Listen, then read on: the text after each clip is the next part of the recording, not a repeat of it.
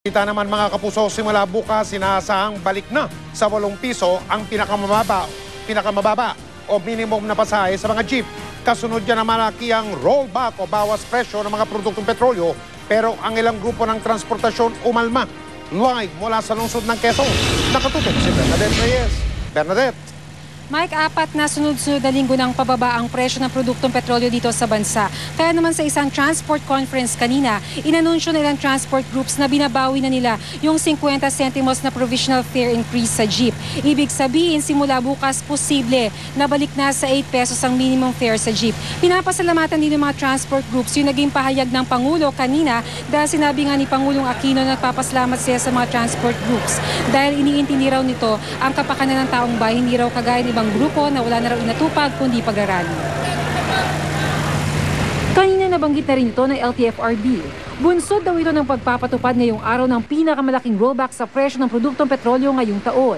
1 peso at 70 centavos ang bawas sa kada litro ng unleaded gasoline. 1 peso at 60 centavos naman sa diesel ang ipinatupad ng oil companies. $6 kada bariles daw ang ibinagsak sa presyo ng langis sa world market dahil sa paghina ng demand. Pumapatak na kulang 45 pesos na lang ang litro ng diesel ngayon.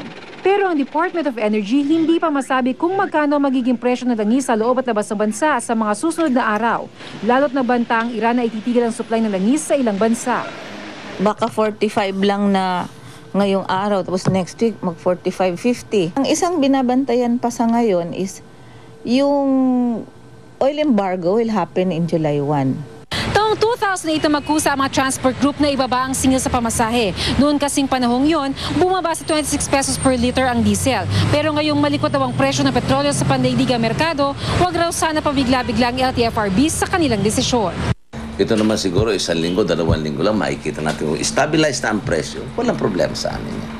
Pero ang inaalala ko lang, baka mamaya biglang sumipa pataas to. Paano naman kami? Ang grupong akto tutol agad sa pagbawi ng 50 centimong provisional fare increase. Wala naman silang dapat bawiin dahil amin yun Pwede naming isakripisyo yung original na petition namin na 2 pesos na hinihiringan ngayon sa LTFRB ay isakripisyo na pwede namin yun na papag-aralan na i-withdraw. Okay lang yan. 50 lang naman yun. Mabuti kung mag-permis yung krudo, ganyan na lang kung magpataas na naman niya uli. Pero sabi ng National Council for Commuters Protection, ngayong patong-patong na naman ang gastos dahil magpapasukan, dapat lang na i-rollback ang pamasahe sa jeep. Kung ito ay may proof of stability at saka tayo magre-request ng rollback or moto proprio ng LTFRB na pwede nilang gawin yon. Pati raw taxi flag down rate dapat na rin daw ibalik sa 30 pesos mula sa kasalukuyang 40 pesos. Wala pong substantial compliance yung mga requirements, 6 requirements that were set as the terms and conditions sa pag-approve noong from 30 to 40. Since wala silang substantial compliance, kailangan hingin natin na ibalik sa 30. Bagay na hindi naman sinang-ayunan ng ilang taxi drivers. Mataas pa yung gasolina mataas pa, hindi pa pwede. Walang maiuwi yung mga taxi driver. Siyempre yan, itikman na natin ng taas. Tataas di uli yan. Mike, paglilinaw naman ng grupong akto na kahit na raw binawi na nila yung 50 centimos na provisional increase sa pamasahe, meron pa rin sila nakabinbin na petisyon sa LTFRB na nagsasabi o humihiling ng 2 pesos na karagdagang singil sa pamasahe. Ito raw ay hindi nila iaatras dahil anumang oras, posible naman daw na ang mangyari ay bigla na namang tumaas ang presyo ng produktong petrolyo. Mike? Bernadette, para sa kalinawan ng mga nanonood at nakikinig, hindi pa sigurado bukas yung babalik sa 8 pesos ang minimum na pasahe.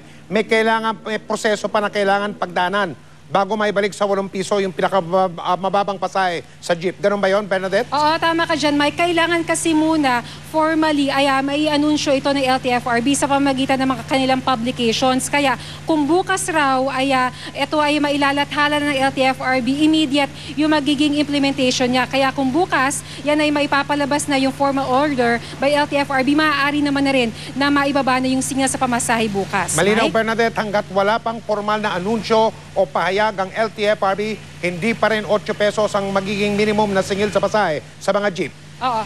Maraming salamat. Okay? Tama ka dyan, Mike. Maraming salamat, Bernadette Reyes. Samantala mga kaibigan, mga kapuso, Sa gitna ng umiinit na pag-aagawan ng Pilipinas at China sa Scarborough Shoal, nag-utos na ng tigil pangingisda o pagbabawal sa pangingisda o tinatawag na fishing ban ng gobyerno ng China. Doon, ang Pilipinas naman susunod na rin daw na magpapalabas ng pagbabawal o fishing ban sa pinag-aagawan teritoryo. Nakatutok si Chino Gaston. Sa halip na maalarma o maging negatibo sa idineklarang fishing ban ng China sa Scarborough o Panatag Shoal, ikinatuwa ni Pangulong Noynoy Aquino ang pagpapatigil ng China sa pangingisda sa pinag-aagawang bahagi ng West Philippine Sea. Nagpasalamat pa ang Pangulo sa China dahil mabibigyan daw ng pagkakataon ang karagatan doon na makapagpahinga o makarecover mula sa walang habas na pangingisda. Parehong inaako ng Pilipinas at China ang Scarborough Shoal. Kaya kung paninindigan ng Pilipinas ang claim sa teritoryo, may mga nagtatanong, hindi nga ba't nararapat lang na ang ating Pangulo mismo ang mag-utos ng pagbabawal ng iligal na pangingisda roon? Sa May 16, Miyerkules magsisimula ang fishing ban ng China at tatagal hanggang August 1. Hindi malinaw kung sakop ng ban ng China ang mga Pilipinong mangingisda. Mag-impose sila ng ban doon sa mga kababayan nila na sila nag-harvest. Bakit di natin i-welcome yung ban yan? No, makaka-recover lalo na itong Panatag Shoal. So thank you. I-impose sila doon sa mga tao na dahil sa totoo lang, mas konti yung ating mga isda na pupunta dyan. Pero inirekomenda na rin ng DFA sa Pangulo na mag-aanunsyo ng sariling fishing ban ng Pilipinas. Our position is we do not recognize China's fishing ban inasmuch as portions of the ban encompass our exclusive economic zone. It would be advisable for us to issue our own fishing ban for a period of time to replenish our fish stock. Nagkaisa man ang China at Pilipinas sa pagkilala ng suliranin sa kalikasan sa Scarborough Shoal. Mismo ang Pangulong Aquino nagsabi na patuloy pa rin ang paghahanap ng diplomatikong resolusyon sa standoff ng dalawang bansa. Pero ngayon naman kung nagkakaroon ng liwanag, it's still too early to say na lumiwanag na ang sitwasyon. Pero at least medyo mas nalalapit tayo sa pagliwanag ng sitwasyon at pagresolba nga nito in using diplomatic means, which was what we stated from the very beginning. May fishing ban man ng China, mananatili pa rin nagbabantay ang mga barko ng Philippine Coast Guard sa lugar. Hindi rin malinaw kung pahihintulutan pa rin ang mga mangingisdang Pilipino na pumasok sa lugar hanggat hindi pa opisyal na nagdedeklara ng sariling fishing ban ang Pilipinas. Sa pagtataya ng Philippine Coast Guard, umabot sa 30 ang bilang ng Chinese fishing vessels na nangingisda sa Panatag Shoal nitong mga nakaraang linggo. Chino Gaston, Nakatutok, 24 oras. Dumadaing naman ang mga taga-industriya ng saging matapos harangin ng China ang libo-libong tonelada ng saging galing sa Pilipinas. May peste raw kasi ang mga saging. Pero may mga nagdududa, baka raw may kinalaman ito sa alitan ng Pilipinas at China kaugnay sa Panatag Shoal. Nakatutok si Cara David. Ito ang litrato ng mga saging na in-export kamakailan ng Pilipinas patungong China. Hindi pinapasok ng China ang mahigit 3,000 metric tons ng saging natin matapos daw matuklasan na may peste ang mga ito. Bagsak daw sa phytosanitary standards nila. Dumadaing ngayon ang banana growers and exporters dahil tiyak malulugi sila kung di tatanggapin ng China ang kanilang produkto. Worried kami kasi significant market kasi ang China. We have been exporting bananas to China for more than 10 years.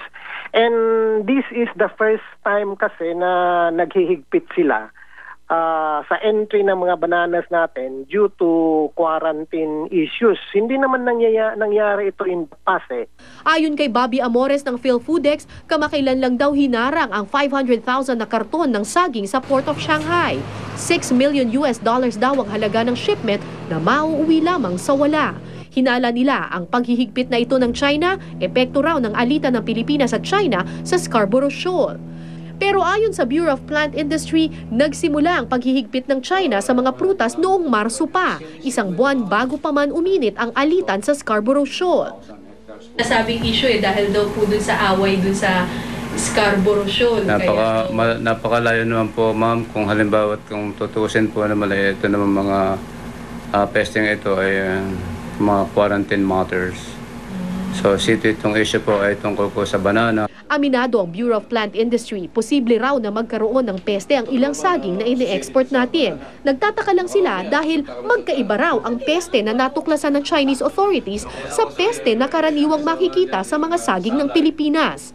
Ito ang itsura ng Aspidiotus destructor, isang klase ng peste na tumatama sa mga saging ng Pilipinas.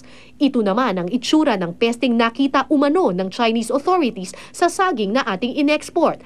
Ibang-iba ang itsura nito at karaniwan natatagpuan lang daw sa mga niyog. Talaga po bang may peste yung pinadala nilang saging doon? Ayon po dito sa markings ng kanilang banana, talagang sa kanila galing itong kan. May peste sigurado, kasi may findings nakita. Pero ang problema, yung klase ng peste. Yun lang, yun ang still questionable pa.